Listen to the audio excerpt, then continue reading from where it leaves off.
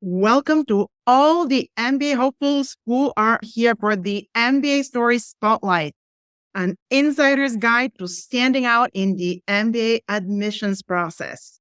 We're going to cover some really important ground today. You will see examples of good MBA stories and of not so good MBA stories.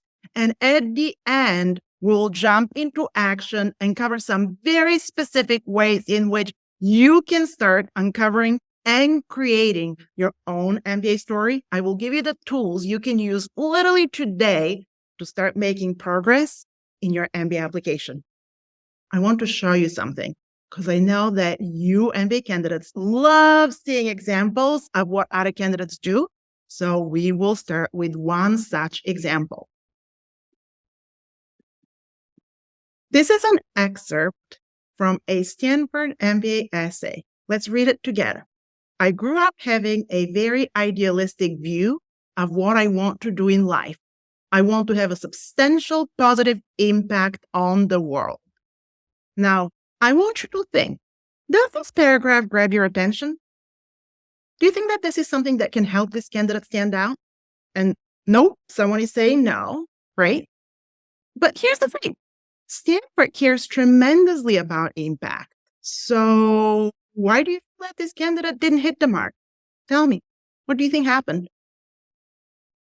Those of you who are saying very general, too vague, you guys are absolutely correct. If you said no, that's the right answer. Here's the problem with the approach that I just showed you. If you make a statement about yourself, it's very rarely convincing. Or as Margaret Thatcher, British Prime Minister, in the past, someone who was very masterfully portrayed by Gillian Anderson in the show The Crown, because I know that all of you are probably way too young to remember Margaret Thatcher, as she very pointedly said, being powerful is like being a lady. If you have to tell people you are, you aren't. And that exactly is the problem with statements. They're flat, they're boring, and the worst part actually is that a statement can be true, and it can talk about an important aspect of your candidacy, that at the heart of that statement, there may be a quality that actually makes you a great candidate, but the problem is in the way you're expressing it. Simply saying, I want to have positive impact is something that can be written by literally thousands of other candidates. This is why statements miss the mark. They're forgettable because they're indistinguishable from one another. And really, the last thing you want when your admission file is being reviewed is to be forgettable. But how do you get out of the statements trap? How do you answer the question about what matters most to you or any of the other essay questions without being forgettable? After all, that essay answered the question, right? What the MBA AdCom wants to see is how your idealistic worldview was formed, what it actually means. How do you plan on having that impact? What have you done already? Schools are notoriously famous for using your past behaviors as a predictor of your future ones. So, in other words, the MBA AdCom wants to hear your story. They want to know what happened. They want to know how it happened.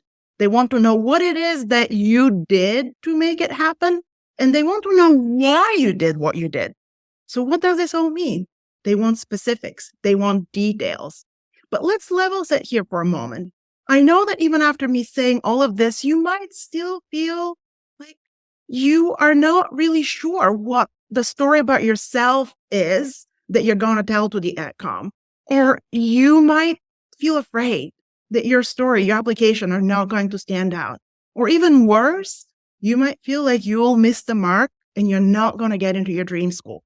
But whatever your fear is, you're in the right place today. I can pull the curtain and teach you how to embark on creating your MBA story with curiosity and confidence instead of fear and anxiety. But before you do, you may be asking yourself, wait a second. Who is Fadia Whitmore to be teaching me all this? She hasn't even introduced herself. Where do her insights come from? You have all the right to ask, so let me introduce myself. I've been part of MBA Admissions for the last 15 years. I spent 8 years at the Graduate School of Business at Babson College, which happens to be my alma mater, and most of them were spent directing the MBA admissions efforts. So I was the person deciding what MBA stories matter, presiding over the MBA AdCom, and being the ultimate decision maker on MBA applications. From there, I moved to the Education Advisory Board, which is a portfolio company of Vista Equity Partners. And if you don't know Vista, you've probably heard of its founder, Robert Smith, a Columbia Business School alum.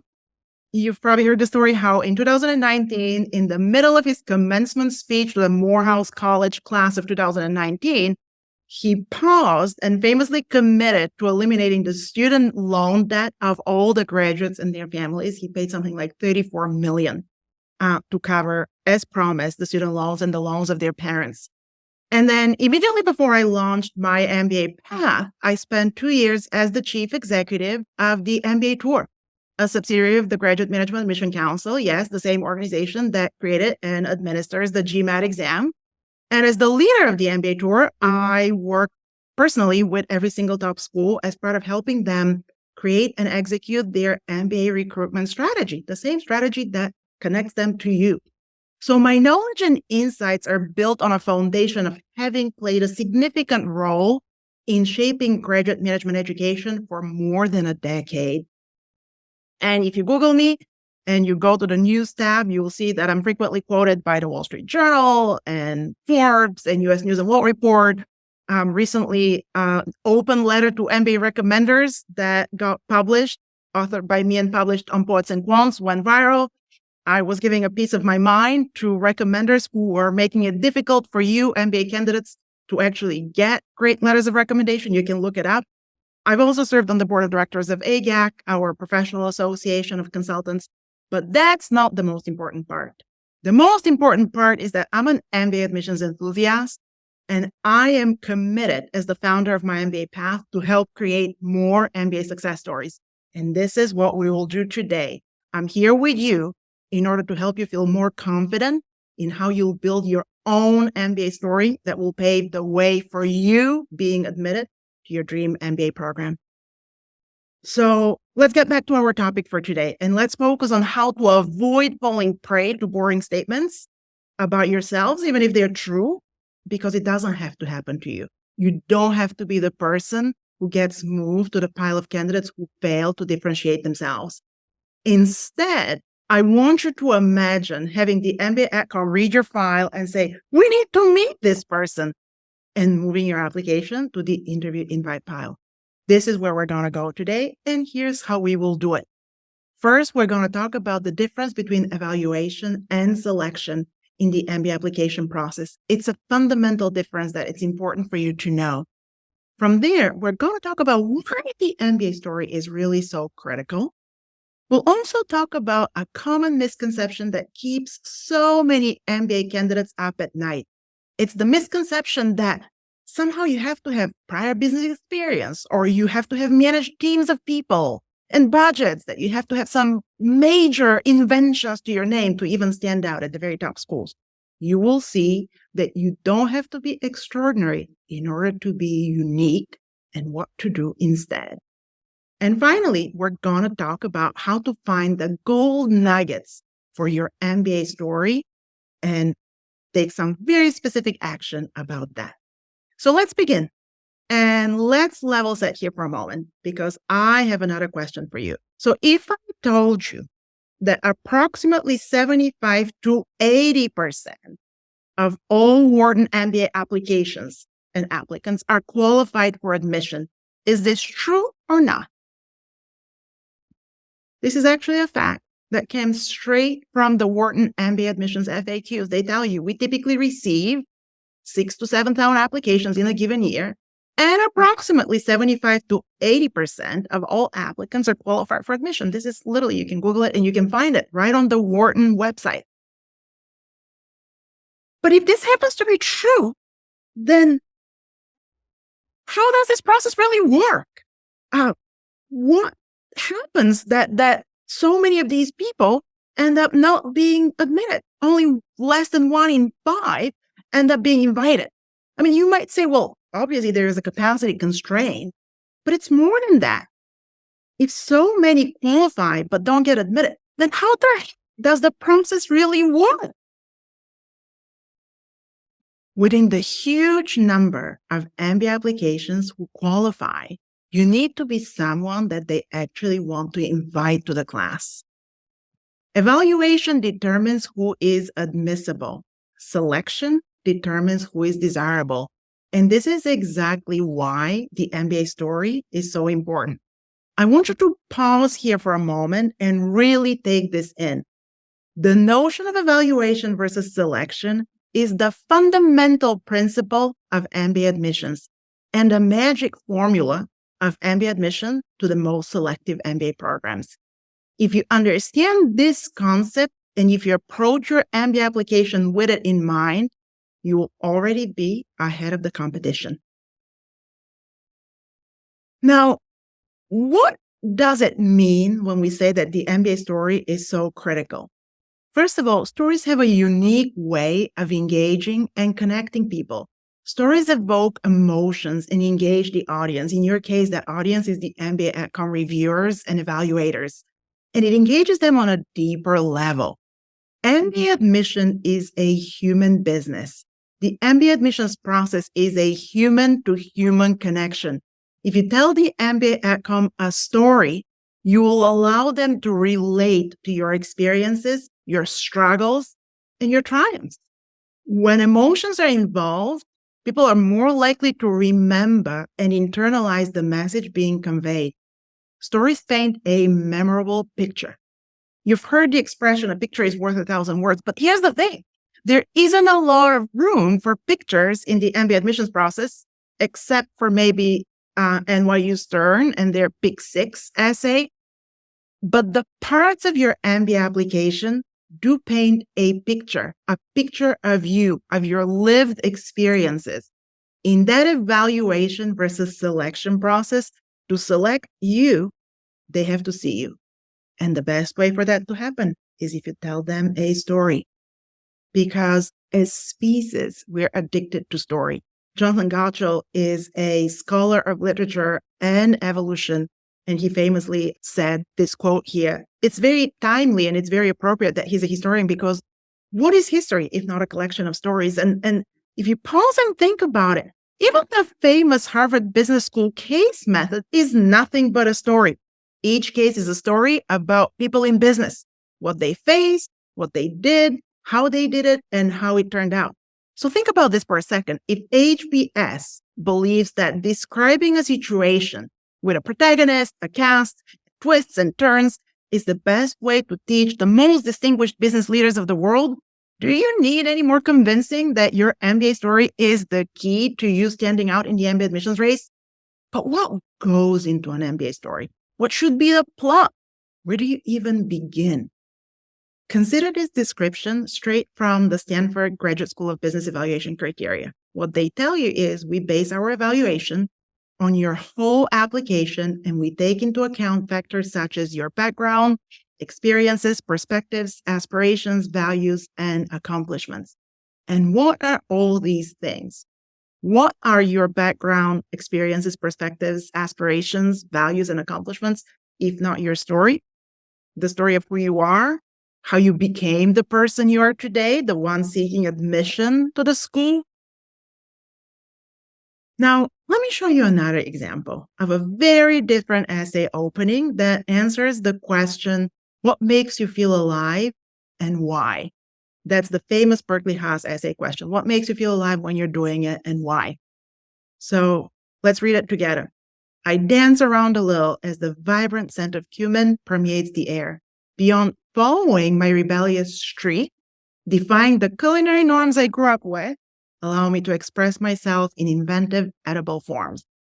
You can immediately imagine this scene, right? You can immediately see this person dancing in her kitchen, sprinkling spices on food. And you want to keep reading because you want to know, why on earth is this something that makes this person feel most alive? And remember, this is the difference between a statement and a story. Stories make it real. Stories make it relatable. A statement makes you be forgettable. And then in the second example, you're seeing someone where You can pivot to being this person and make sure to be the candidate who gets remembered and selected. Now, let's talk about one of the most challenging parts of the MBA aspirant's mindset. And this is the notion of needing to be extraordinary. There is a reason I just showed you the cooking example. Is there anything extraordinary about cooking? No. So many of us do it every day. I mean, more or less successfully, but that's another story, right? So here's what I want you to remember as you work your way through your MBA application. You may think that your story is nothing special, not something others would care about, not original. All of this is not true. You don't need a story of heroic achievement. You don't need a story of having saved the person from a burning building in order to be unique. In fact, I can tell you that those heroic stories, the stories of drama and trauma that don't have a point to make and are not connected to the essay topic, are one of the worst mistakes that MBA candidates make. A simple but authentic and meaningful story can be extremely successful. I remember speaking with a colleague from one of the M7 schools and him saying, you'll be surprised how some of the things that you candidates do on an everyday basis can be some of the most fascinating things to us. Things such as how you operate on a team, how you interact with the people around you. So keep this in mind as you're working on your essays.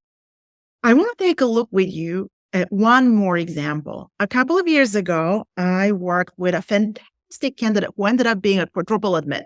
He was offered admission, Kellogg, Yale, Tufts, Berkeley House, as a matter of fact.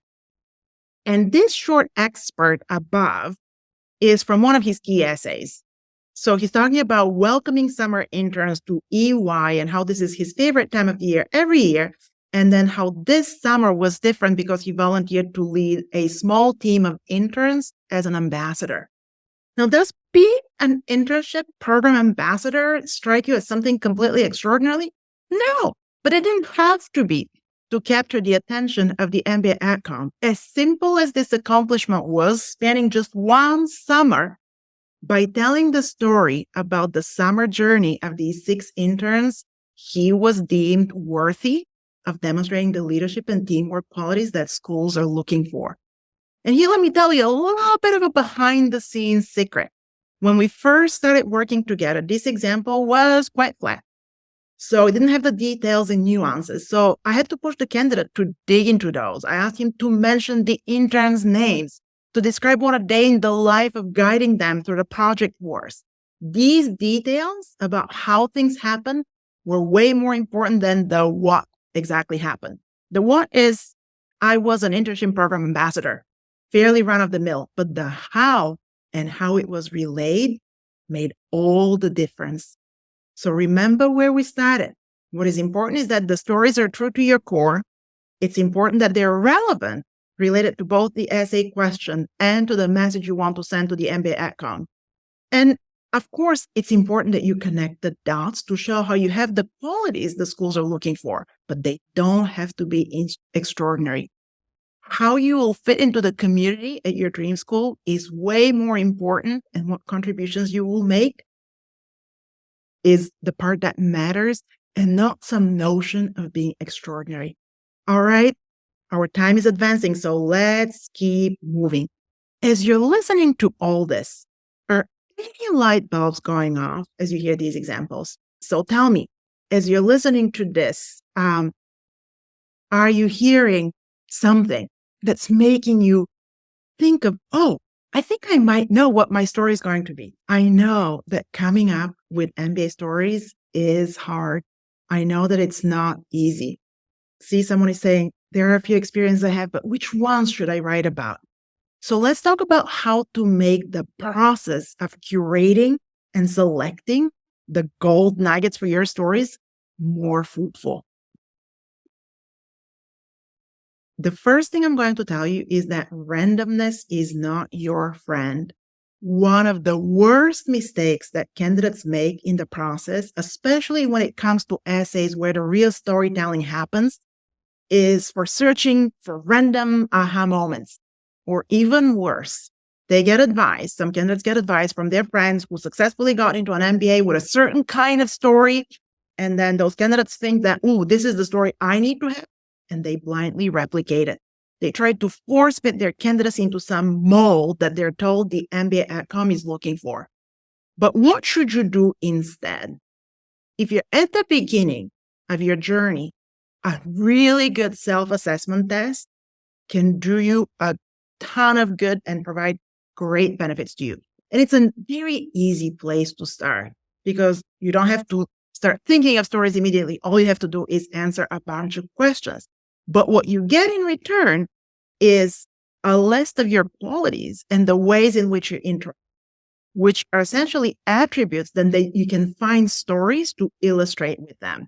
And I definitely have a very strong preference for one. I have no affiliation with them. It's called Principles U. It was created by Ray Dalio, the founder of Bridgewater Associates, and Professor Adam Grant from the Wharton School of Business. It's the latest and greatest. It is free, and it helps you understand deeply how you prefer to think, engage, and apply yourself across the 17 core dimensions of your personality. So this is what the result looks like. This is just one tiny part of the results that you would get.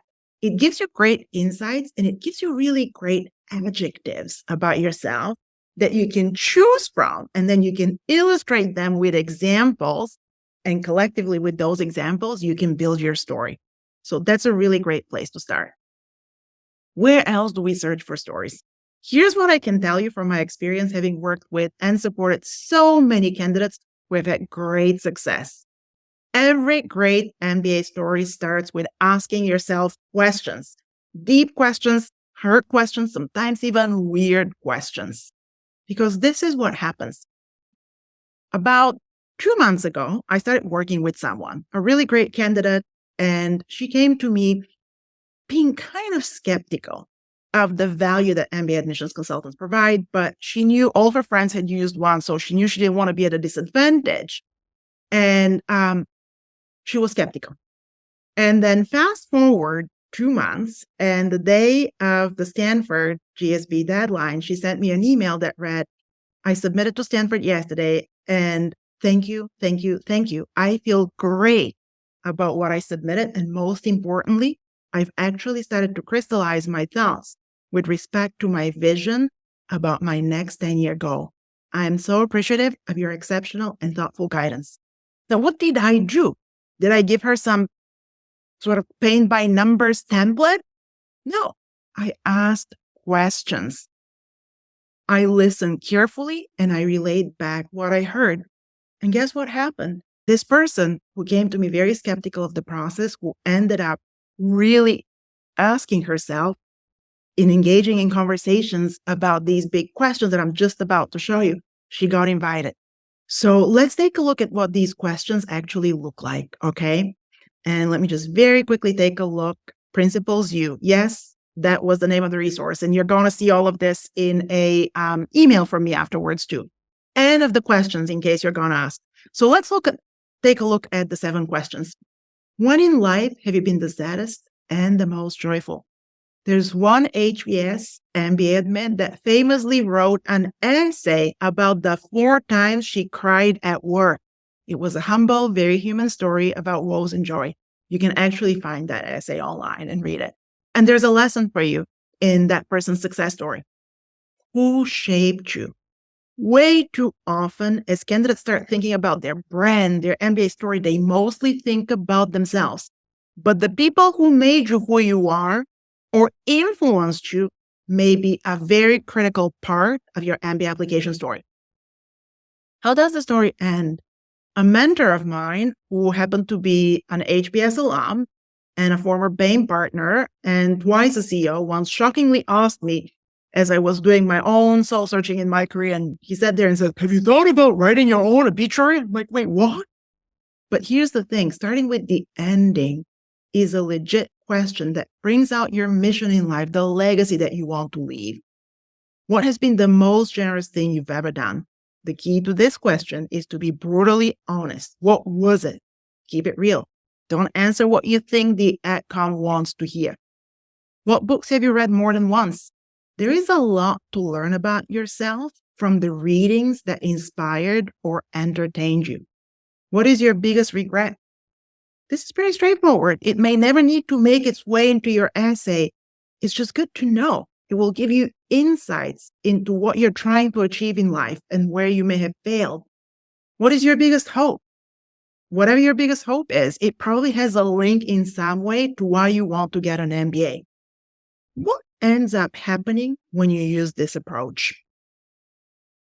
When you start with big, important questions, you get to the very heart of your essence, not simply as an MBA candidate, but as a person and a professional. So here's how one candidate described that he was someone I worked with in round 2 last year, and he worked with me on Harvard and Wharton, and he got into both. In case you're wondering, he's attending Harvard this fall. And he said, for me, Patty's biggest strength were her ability to listen and to create space for me to freely develop my narrative. She was excellent and facilitating unconstrained brainstorming first and then helping me sharpen my focus and language. Her unequivocal support for submitting authentic applications without worrying too much about what the MBA Admissions Committee wants to hear was an invaluable resource. So think about it. There's nothing that the MBA Admissions Committee wants to hear but the story of you, which is not to say that you shouldn't start with really, really big questions and dig as deep as you can. Do you feel the power of approaching your MBA story with a sense of curiosity and opportunity? And also with a strategic communications mindset? Can you see that? Because if there's one thing I want you to take away from today, it's that the MBA application is an exercise in strategic communications. You need to be intentional in your message design. You need the correct platform, the resume, the essays, the interview. You need to understand your audience, and you need to be very clear about the desired impact and the stories that convey that impact. But sometimes, even with all this guidance, candidates need more. So what happens if you still feel stuck? Even after you hear that advice and you see some examples, what if you still have questions or doubts? I know what you're thinking. Some of you are thinking, what if I'm working on my MBA story and I'm really not sure I have struck gold? Or if I'm uncertain how the MBA AdCom will view my story? Do my materials even give me a shot at being selected? The thing is, you don't have to walk your MBA application path alone. My MBA path was created with one goal in mind: to create space for your MBA story to come to life, just like I did for those candidates from the stories that I just shared with you. So especially if you're a round 2 candidate, I have an important message for you. No MBA candidate is self-made. Everyone has mentors, supporters, peers, and some people have more than others. So if you're interested in leveraging every possible resource you could possibly get in the MBA application process, and if you want to have a chief strategist on your side as you work your way towards round 2, let's talk soon, because my roster is nearly full, which means that your competition is already working on creating powerful MBA stories. But when I start talking about this, candidates very often get worried because not everyone can afford to work with an MBA admissions consultant, especially a very highly ranked one-on-one. So here's the best part. Because I know that no one can afford it, and until recently, if you wanted the highest quality MBA admissions expert, you have to have a hefty budget for it, or you had to settle for kind of like do-it-yourself tools. That's not the case anymore. And there's a place now where you can access everything I teach to MBA candidates in my one-on-one practice, and you can work with me directly at a tiny fraction of the cost. It's my wisdom as a former head of an MBA AdCom distilled, recorded, and now made available to you. But that access is not all you get, because having the teachings, having the fundamentals of the MBA application process is only half the battle. There's always the question, but how does this apply to me?